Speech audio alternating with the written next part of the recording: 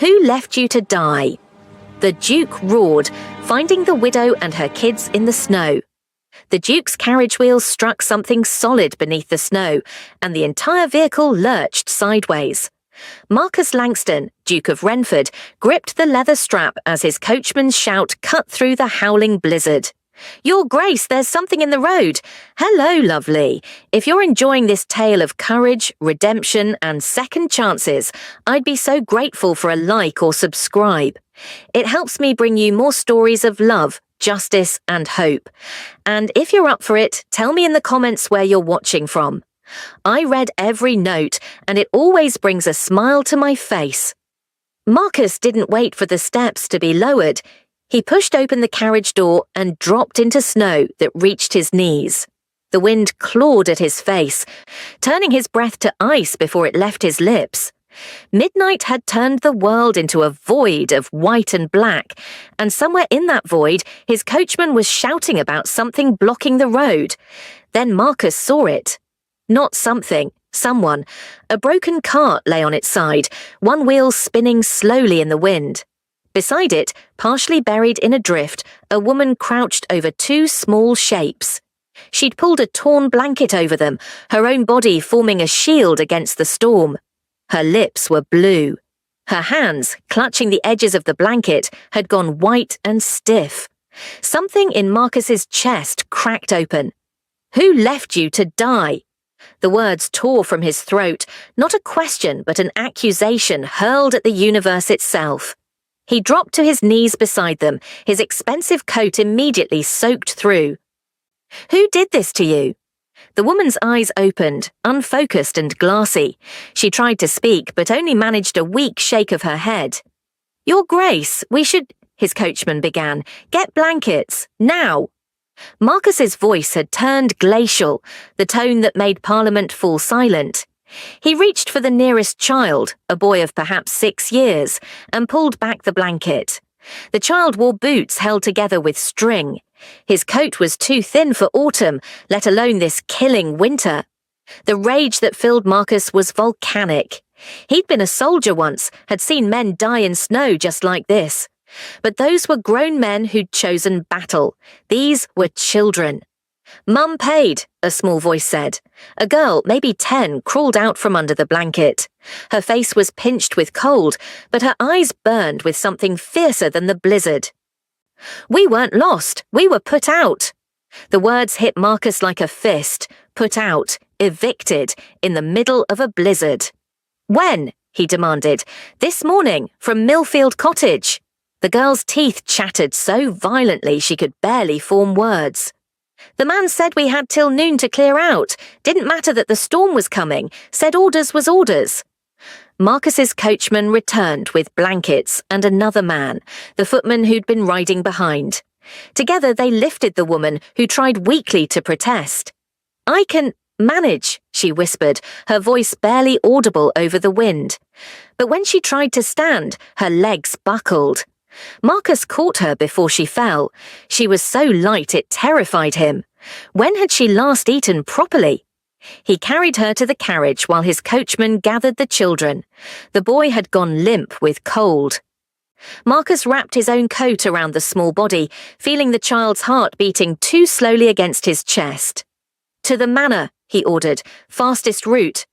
"Your Grace, perhaps the inn would be more the manor, drive." Inside the carriage, Marcus arranged them as best he could. The woman kept trying to check on her children, even as her own eyes rolled with exhaustion. She touched each child's face, counting their breaths. Her wedding band hung on a chain around her neck, worn thin from years of wear.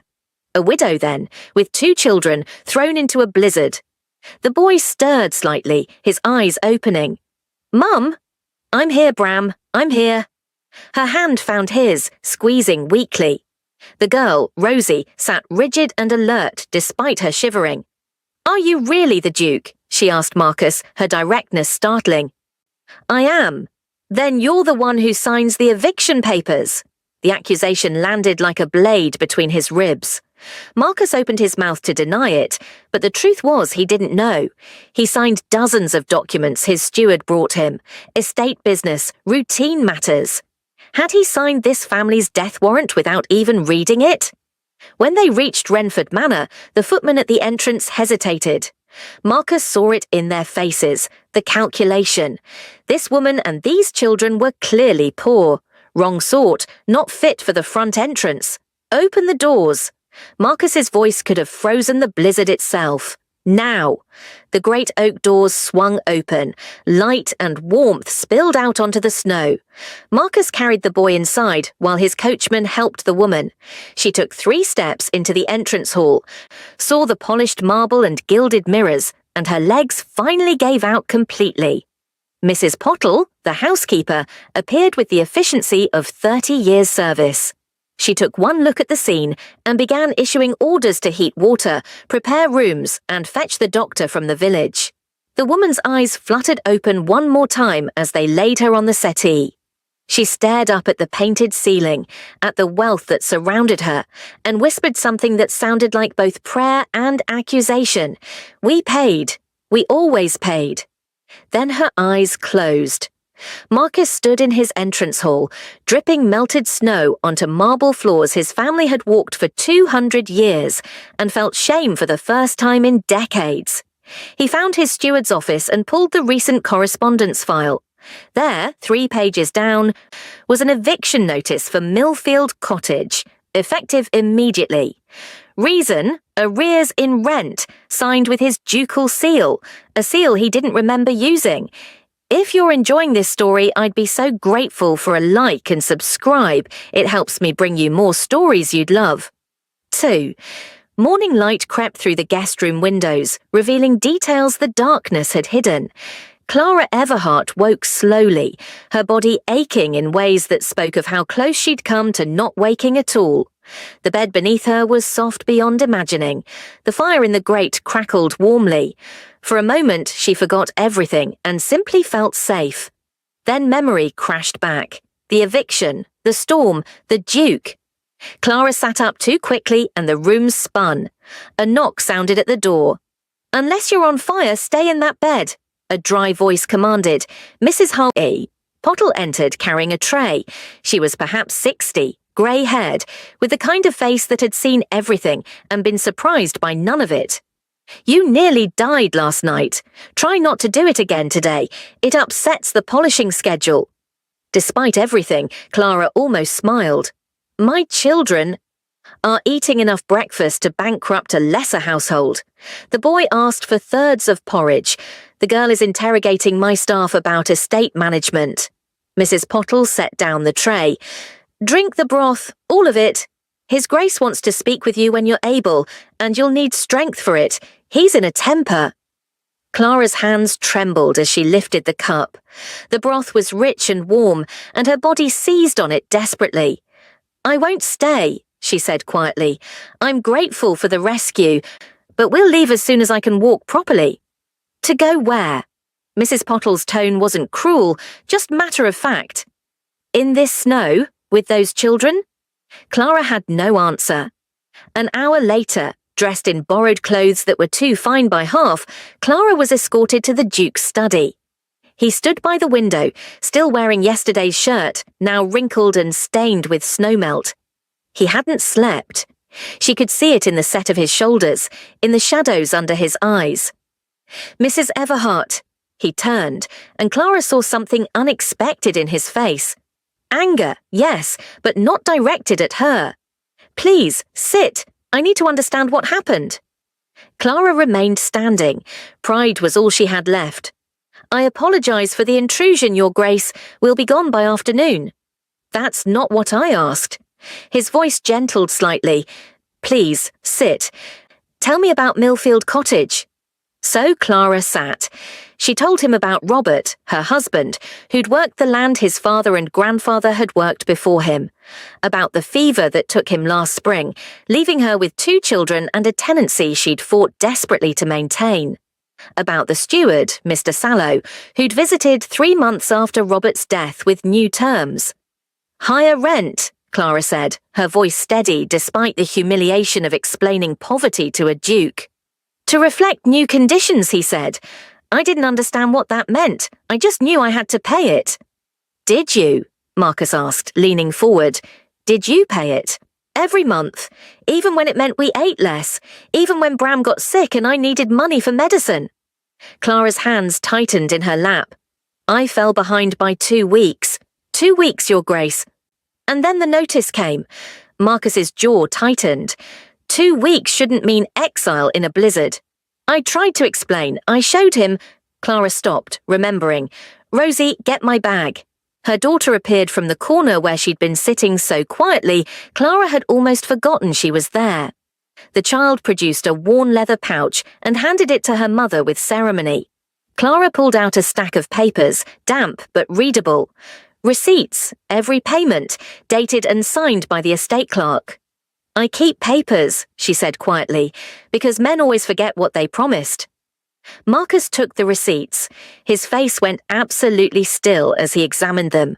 Then he stood abruptly and moved to his desk, pulling out a ledger.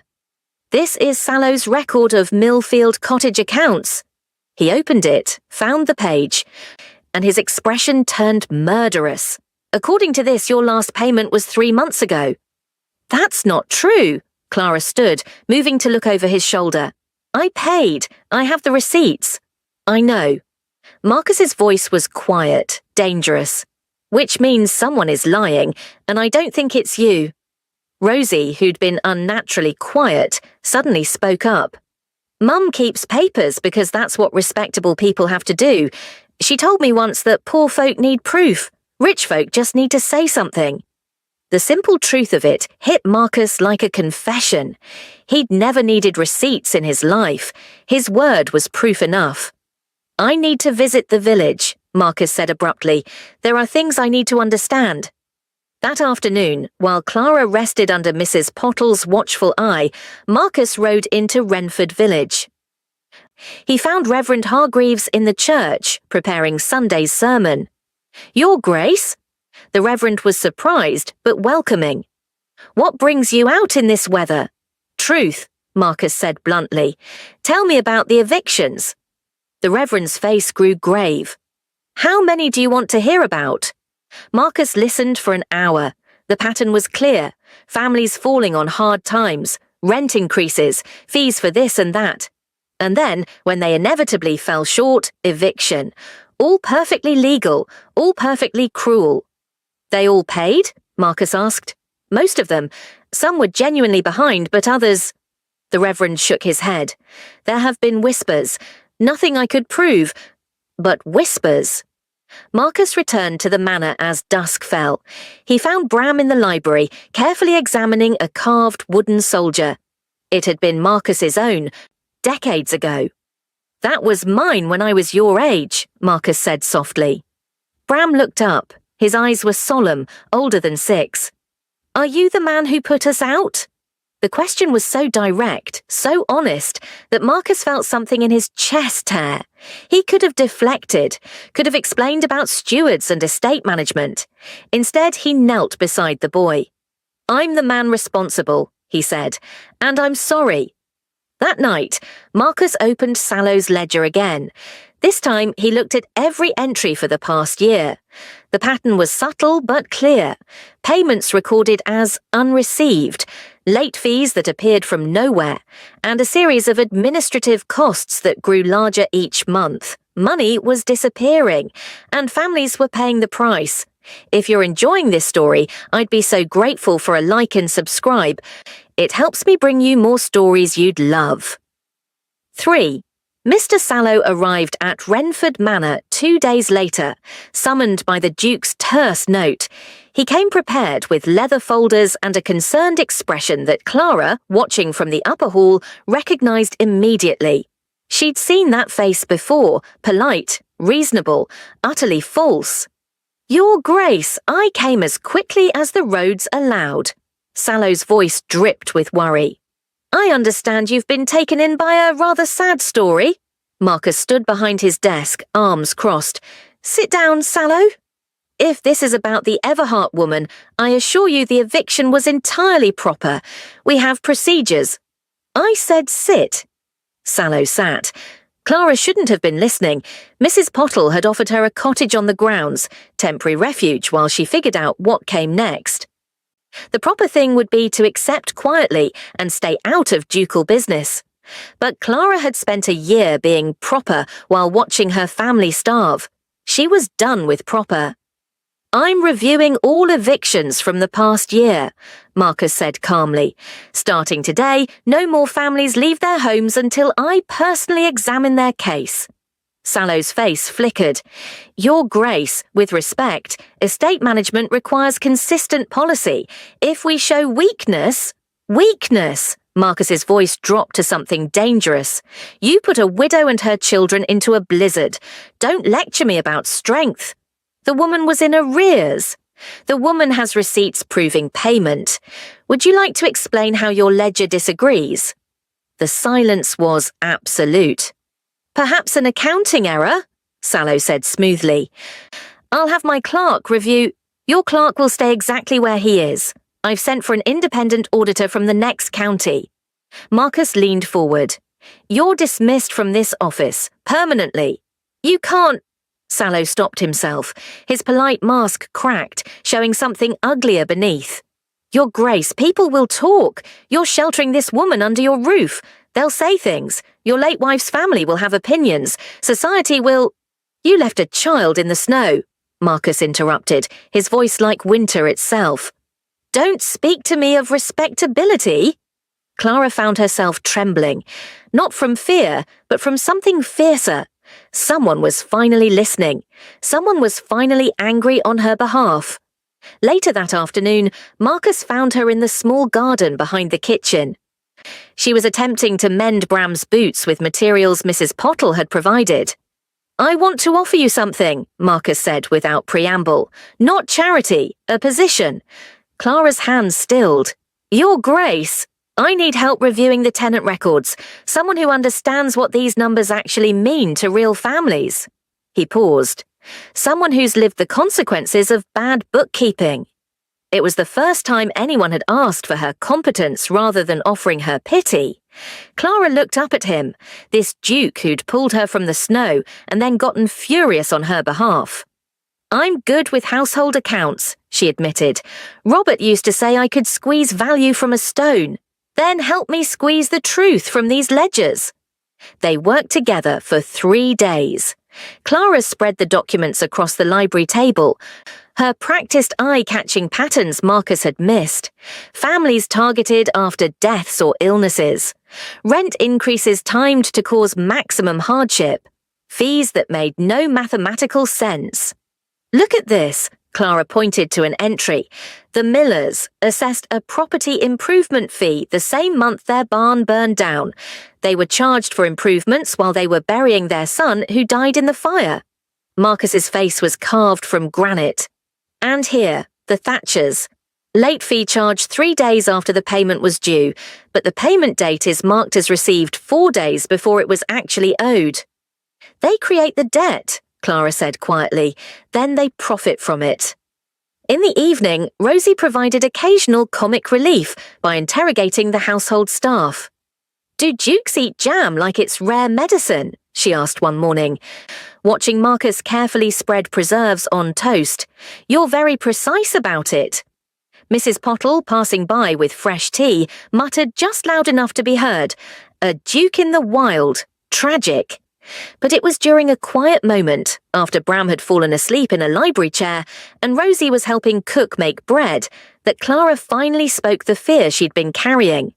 "I don't want my children to think this is normal," she said softly, "that the world is just cruelty and people taking advantage, that being poor means being prey." Marcus looked at her across the table, scattered with evidence of systematic theft. "Not while I'm awake," he said. That night, Clara found a separate file tucked into the back of a drawer. It was labelled Settlements Do Not Disclose. Inside was her husband's name, and beside it, a note about an injury he'd sustained on estate property, an injury that had been covered up, an injury that had led ultimately to the fever that killed him. Robert hadn't died of bad luck. He'd died because someone had decided his life wasn't worth the cost of proper medical care. Clara's hands shook as she showed Marcus the file. He read it in silence, his face growing darker with each line. "They killed him," she whispered. They injured him, they hid it, and then they evicted us when I couldn't keep up after his death. They've been cleaning up their mistake. Marcus looked at her, and Clara saw something that both terrified and comforted her. He was going to burn this system down, and he was going to do it properly. If you're enjoying this story, I'd be so grateful for a like and subscribe. It helps me bring you more stories you'd love. 4. The parish meeting was Marcus's idea. Not a grand ball or a social event, but a gathering in the estate hall where every tenant, every tradesman, every family affected by Renford policies could come and speak. Reverend Hargreaves helped spread the word. Lady Agnes, Marcus's aunt who'd arrived from Bath the previous week, helped organise. She was 70, sharp-tongued, and had opinions about everything. You're making enemies, she told Marcus the night before the meeting. Good, you've been too comfortable. The hall filled beyond capacity. Farmers in their best coats, widows holding children's hands, old men who remembered Marcus's father. And in the front, looking distinctly uncomfortable, Mr. Sallow and his clerk. Marcus had agreed to let them attend. Let them hear it, he'd said. Let them look these people in the face. Clara sat in the back with Rosie and Bram, trying to be invisible. She'd fought against coming at all, but Rosie had whispered fiercely, "If grown men can lie in public, you can tell the truth in public." Marcus stood at the front, and the room fell silent. He didn't use fancy words or ducal authority. He simply told them the truth. "I've been blind," he said. "I signed documents without reading them. I trusted men I shouldn't have trusted. And you paid the price." He paused. "That ends today. I've brought in an independent auditor to review every eviction, every fee, every charge from the past 2 years. If you were wronged, you will be made whole." Murmurings swept through the crowd, hope mixed with scepticism. Sallow stood smoothly. "Your Grace, while your intentions are admirable, we must remember that estate management requires difficult decisions. Sometimes people fall behind, sometimes— Mrs. Everhart." Marcus's voice cut through Sallow's speech. "Would you stand, please?" Clara's heart stopped. Every eye turned toward her. Rosie squeezed her hand. Clara stood on shaking legs. She hadn't wanted this, hadn't wanted attention or sympathy or to be made an example. But as she looked around the room, she saw other faces, other widows, other families who'd been too afraid to speak. "Tell them," Marcus said gently. "Tell them what happened." So Clara did, not with drama or emotion, but with facts. The dates of her payments, the receipts she'd kept, the eviction notice that came during a blizzard. She pulled the papers from her bag and held them up. "I paid," she said simply. "I have proof I paid. But the ledger says I didn't. Someone changed the records. Someone chose to put us in danger rather than admit a mistake." The room erupted. Other voices joined hers. The Millers, the Thatchers, the Coopers. Family after family with similar stories. Payments that disappeared. Fees that appeared from nowhere. Sallow's face went pale. "These are misunderstandings, clerical errors." "Show them the file." Clara's voice was steady now. "Show them the settlement file, the one marked Do Not Disclose.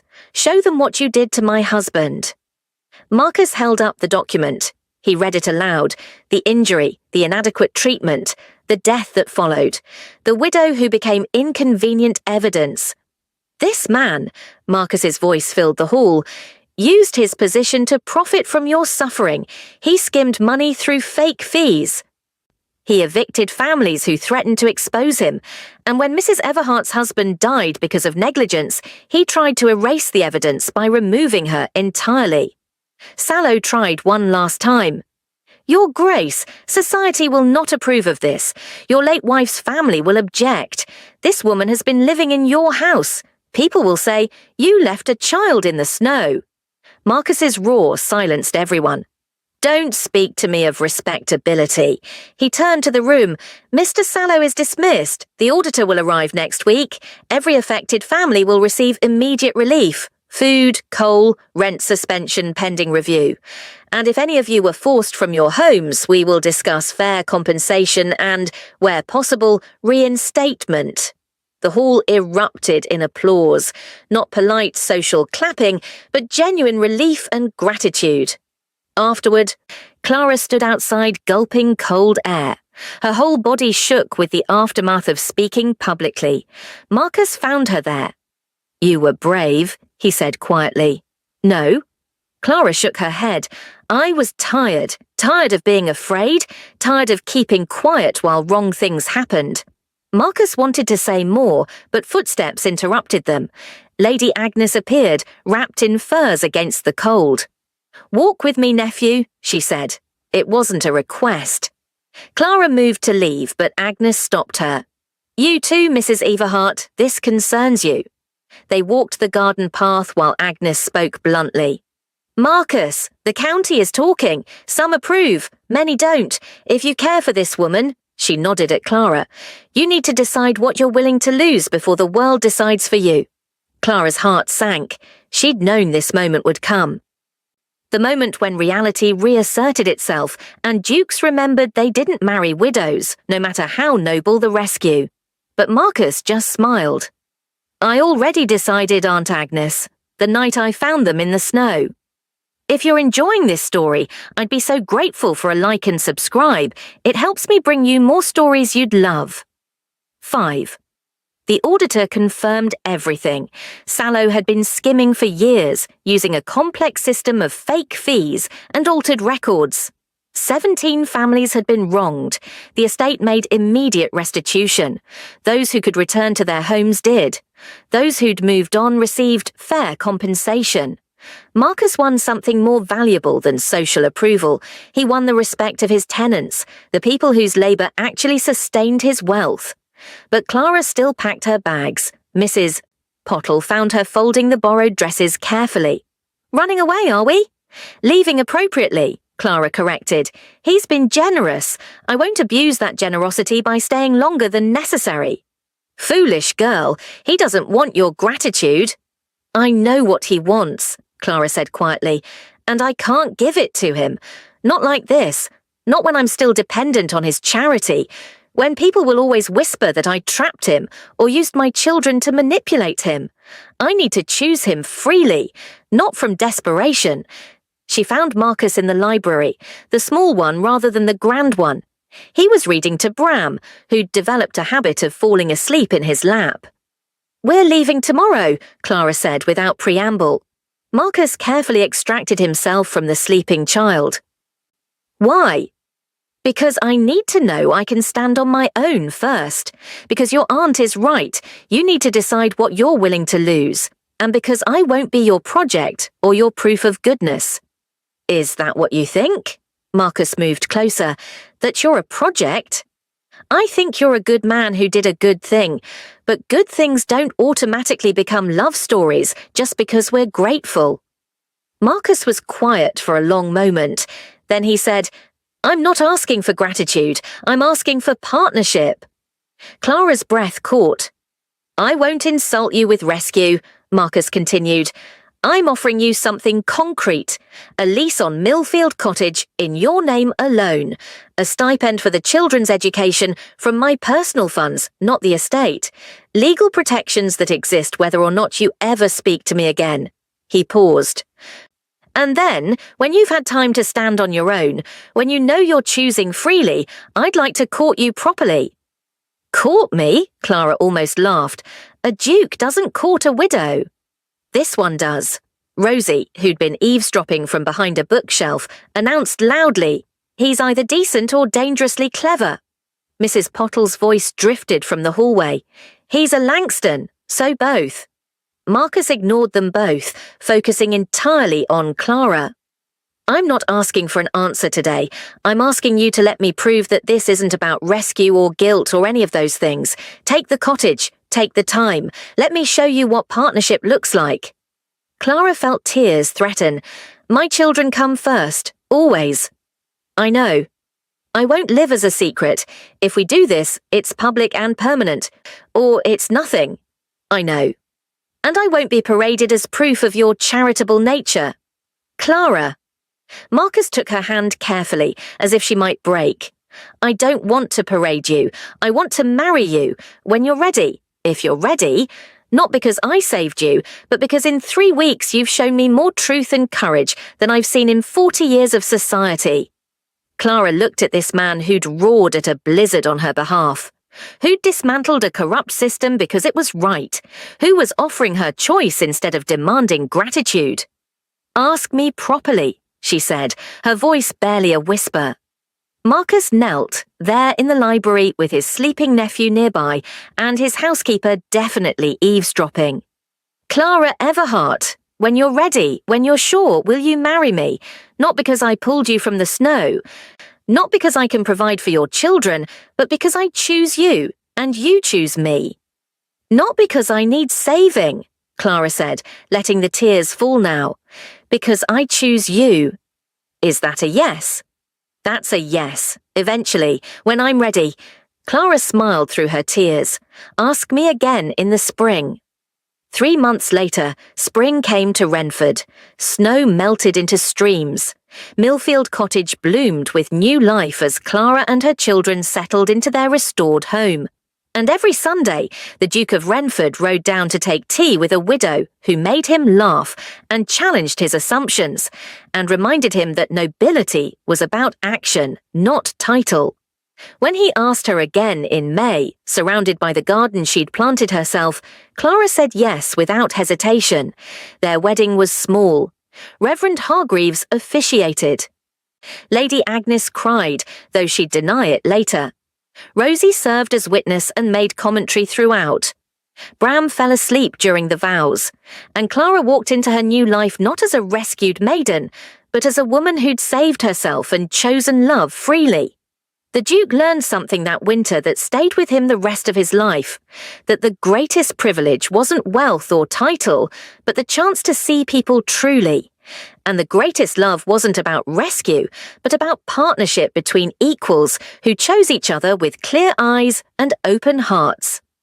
Mrs. Pottle, watching from the chapel door, smiled to herself. About time this house had some sense in it, she muttered. And in the comments section of Life itself, the question remained, would you have forgiven the Duke if his seal was on the order, or would you have walked away anyway?